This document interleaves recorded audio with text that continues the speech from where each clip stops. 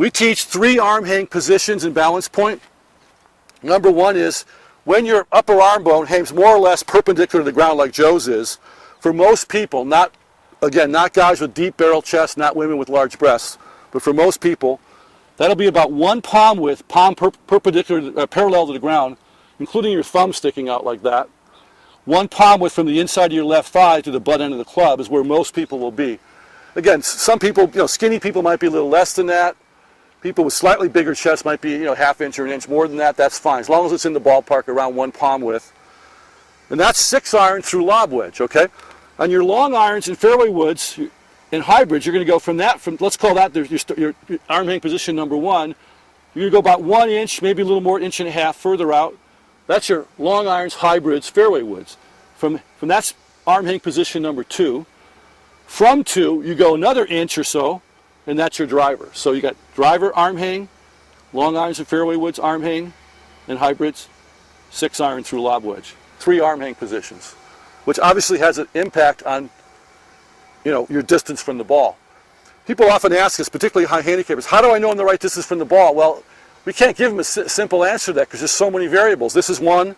How much knee flex you have is one. Obviously, how much spine angle you have is one, right? But once you learn to set up elements like you're going to do at home in the mirror, you'll make these sort of gradual, sort of micro adjustments to all of these individual factors, including obviously where your feet are, and you'll end up with your feet the right distance from the ball, right? But there's too many individual variables like the length of your arms, the length of your legs, the length of your torso, plus the arm hang position, knee flex, spine angle, that all can have an influence. So there's no simple answer, but just know that when you address the club properly with the toe of the club slightly up in the air, we talked about this earlier in the swing theory part, right? Just if the clubs fit you, if they've been fit to your swing properly, the toe should be up. The toe should not be, in other words, the sole of the club should not be flat on the ground. It should be a little toe up, just a little bit. Maybe as much as 1 inch on the driver, or 3/4 of an inch, and about maybe 1/8 of an inch on a wedge, maybe 1/4 inch on a 6 iron, right? Maybe a 1/2 inch on like a 3/4 iron. It'll vary a little bit depending on the person, but when you get fit for lie angle, they should fit you for this, right? So obviously, in fact, I'll mention that right now. So I got a ball here. The starting line way of doing this is, if you could just stay right there, Joe. You have to set up by walking in. We're going to cover aim and alignment in a few minutes, but when you do your initial aim and alignment, you're going to put your right foot forward, your left foot back. You're going to put both arms on full stretch, keeping your arms on your chest. Obviously, we don't want our arms off our chest. We want connection pressure. Arms on my chest.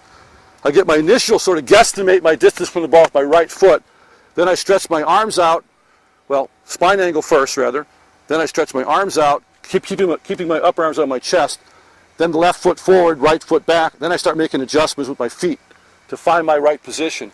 After a while, because you've done this mirror work for 15 minutes a day for about 6 weeks to learn all this, that's how long it'll take to learn all 20 elements.